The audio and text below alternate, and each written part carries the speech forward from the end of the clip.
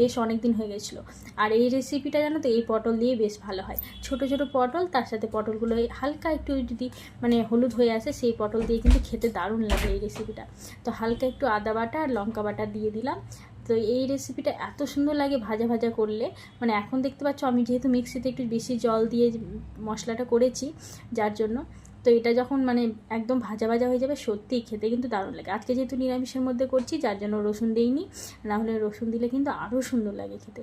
তো এইরকম ভাজা ভাজা করে নিতে হবে। আর এই মশলা দিয়ে মানে ভাত মাখিয়ে খেলে এক থালা ভাত তুমি শেষ করে দেবে, এত সুন্দর লাগে খেতে।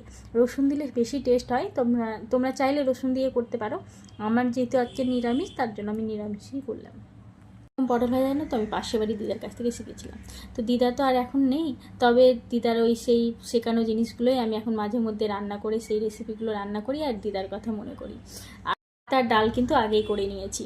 আর এইদিকে কিছুটা লাল শাক করেছিলাম সেই দিন, তো লাল শাকের ডাঁটাগুলো বেছে বেছে রেখে দিয়েছিলাম।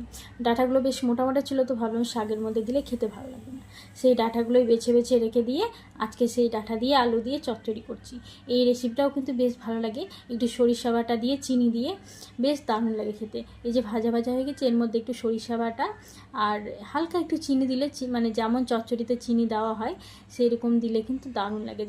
দেখবে আলুগুলো যাতে সেদ্ধ হয়ে গেছে তখন কিন্তু হালকা সরিষা বাটা দিলে খুব সুন্দর লাগে এই রেসিপিটাও। তো চলো আজকে রান্নাবান্না তো এইগুলোই, আজকে বেশি কিছু রান্না করিনি, ডাল আর 2 রকম ভাজাই বলো, এটা একটা চচ্চড়ির মতন আর একটা পটল ভাজা।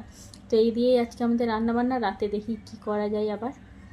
এগুলো কিন্তু আমাদের খাবার, তো যত জানি এগুলো দিয়ে খাবে না, ওর জন্য ডাল করেছি আর একটা ডিমের অমলেট করে দিয়ে দেবো। তো খুব অসুবিধা হয় জানো তো, যেদিন মানে মাছ মাংস কিছু রান্না হয় না, ও এই সবজি টবজি করলে এগুলো খুব একটা খেতে যায় না, তো ওর জন্য ওই ডিমের অমলেট কিংবা পাঁপড় ভেজে দিলে ও খেয়ে নেয়। রান্নাবান্না করতে বেশ অনেকটাই বেলা হয়ে গেল, তো প্রচণ্ড খিদেও পেয়েছে। আর স্নান করার পর যেন তো হালকা হালকা খিদে পায়, যার জন্য আমি মানে রান্নাবান্না করে স্নানটা করি। কারণ স্নান করে পুজো করার পর মানে প্রতিদিনের অভ্যাস, স্নান করার পর কিছু না কিছু আমার ইচ্ছে করে। আমার মতন কার কার তোমাদেরও এরকম অভ্যাস আছে অবশ্যই কিন্তু কমেন্ট করে জানাবে। যে স্নান করার পর একটু কিছু না খেলে যেন তো একদমই ভালোই লাগে না। দেখতে কিন্তু পুজোগুলো পার হয়ে গেল, মনটা ভীষণ খারাপ হয়ে গেছে। সেই আশা করে 1 বছর ধরে বসেছিলাম জানো তো, দুর্গা পুজো আসবে, পরে লক্ষ্মী পুজো, তারপরে কালী পুজো তো কাল বাদ দিয়ে পরশু। তো তোমাদের কেমন পুজোগুলো কাটলো সবাই জানাবে, আর কালী পুজোর প্ল্যানিং কী আছে অবশ্যই জানাবে। সবাই ভালো থেকো আর পুজোগুলো খুব ভালোভাবে কাটাও, কারণ সেই আবার 1 বছরের অপেক্ষা। সবাইকে আজকের ভিডিওটা কেমন লেগেছে অবশ্যই তোমরা কমেন্ট করে জানাবে। আবারও একটা নতুন ব্লগ নিয়ে হাজির হয়ে যাব। তো আজকে রান্নাবান্না সবই তোমাদের সাথে শেয়ার করে দিলাম। তো এখন খাওয়া দাওয়ার পালা, সবাই ভালো থেকো, সুস্থ থেকো।